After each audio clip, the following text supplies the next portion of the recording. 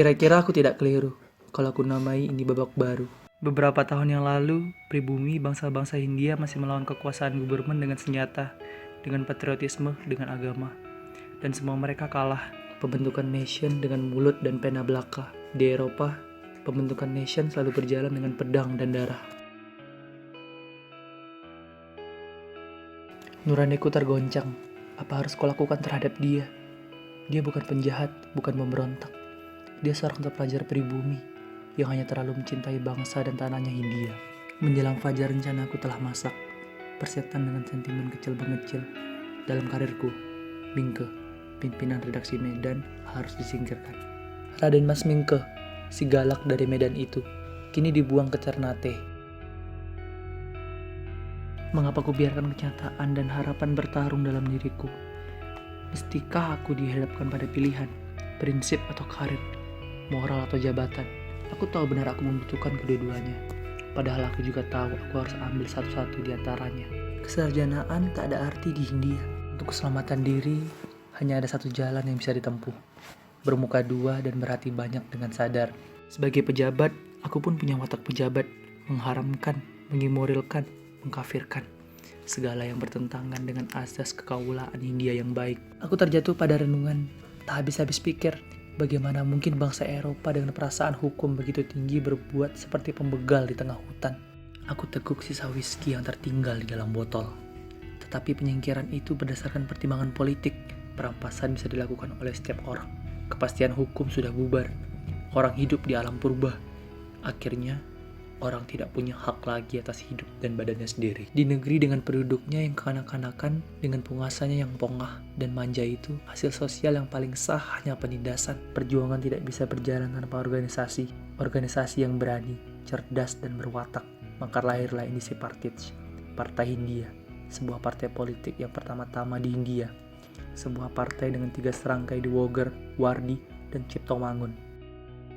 Budi Mulyo harus mempelajari ABC dunia modern sekarang. Modern bukan berarti tahu berbahasa Belanda saja.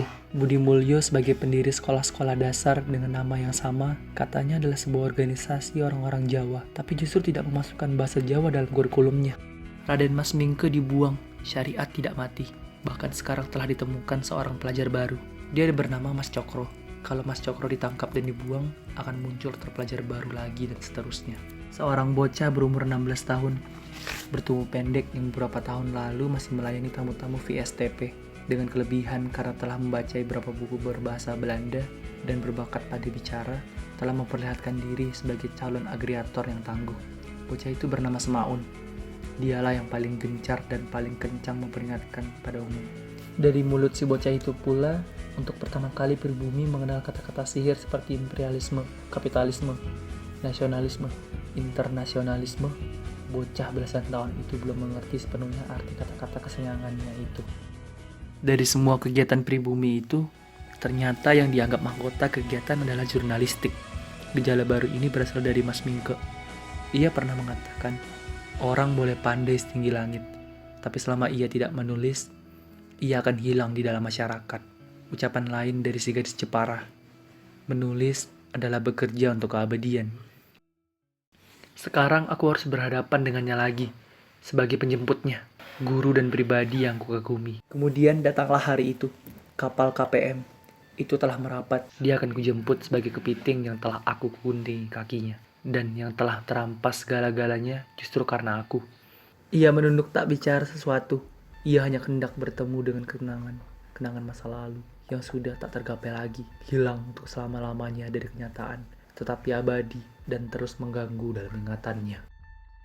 Dia membelok ke sebuah gang, berjalan cepat-cepat, kepalanya menekuni bumi. Raden Mas Mingke berjalan lambat-lambat, mukanya pucat. Dari bawah keningnya, ia mencoba mengintip Gunawan, dan ia mengenalnya. Raden Mas Mingke mengangguk-angguk. Ia telah begitu kurus, hanya terbatuk-batuk. Dan ia berkata, kita semua harus menerima kenyataan. Tapi menerima kenyataan saja adalah pekerjaan manusia yang tak mampu lagi berkembang. Karena manusia juga bisa membuat kenyataan-kenyataan baru.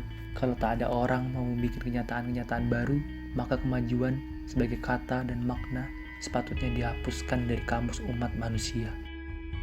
Di lingkungan Gunawan terdapat seorang dokter Jerman bernama Meinhard Meyerson, bahwa beberapa jam yang lalu telah datang seorang pasien peranakan Eropa Ia mengeluarkan sebatang cambuk kulit dari balik mejanya. Pemuda perenakan Heropa itu menelempeng keras sigapnya. Pemuda itu mengancamkan ujung belati pada arah jantung dokter. Dengarkan sekarang. Dalam beberapa jam ini akan dibawa kemari seorang pasien pribumi. Awas, jangan periksa dia. Jangan obati dia. Katakan saja dia sakit perut, disentri. Tuhan akan selamat dan pasien itu akan mati. Atau bisa juga sebaliknya yang terjadi.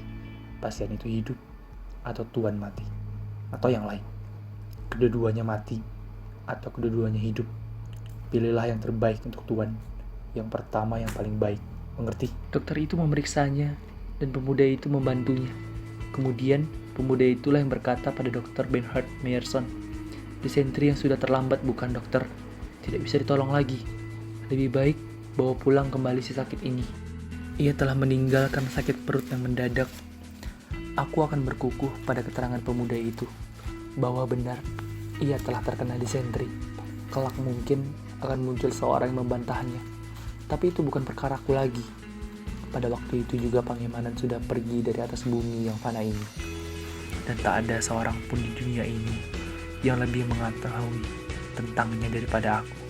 Dari atas mejaku telah kuciptakan benang-benang gaib yang menghubungkan aku dengannya.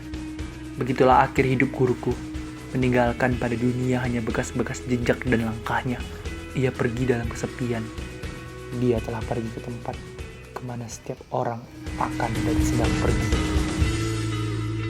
Aku tak ada nafsu untuk menanyakan apa sesungguhnya yang harus kuperbuat. Konsul Prancis itu berkata, "Begini Tuan, ia minta agar aku membantu ibunya tercinta, Madame Leboeuf, untuk mendapatkan keterangan-keterangan tentang Raden Mas Mingke.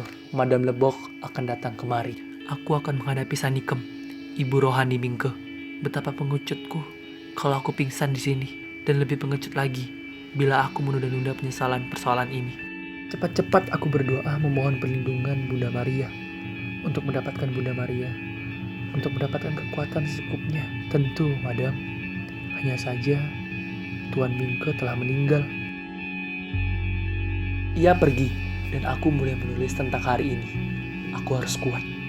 Aku belum rela kalau belum selesaikan semua ini. Aku rasai pikiranku jernih setelah minum air dingin dari babuku. Kepada Madame Sanikem Leboeuf, tak perlu sekiranya aku menjelaskan tentang yang selebihnya yang telah kulakukan itu.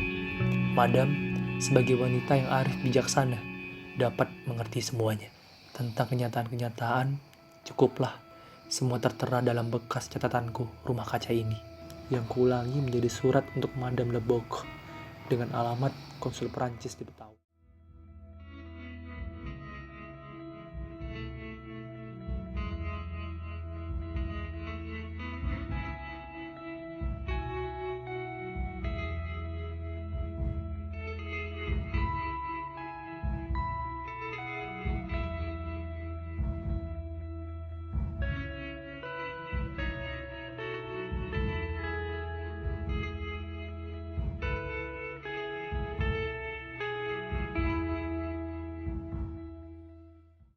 Madamlah hakimku.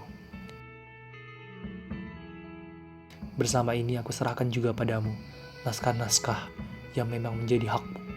Tulisan Raden Mas Mingke, anakmu kekasih. Terserah bagaimana Madam menggunakan dan merawatnya.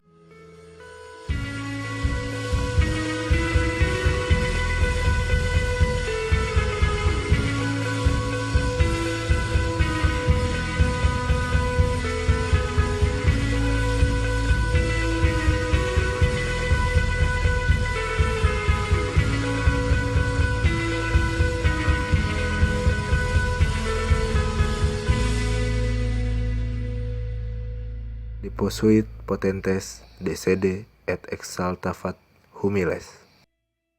Dia rendahkan mereka yang berkuasa dan naikkan mereka yang terhina.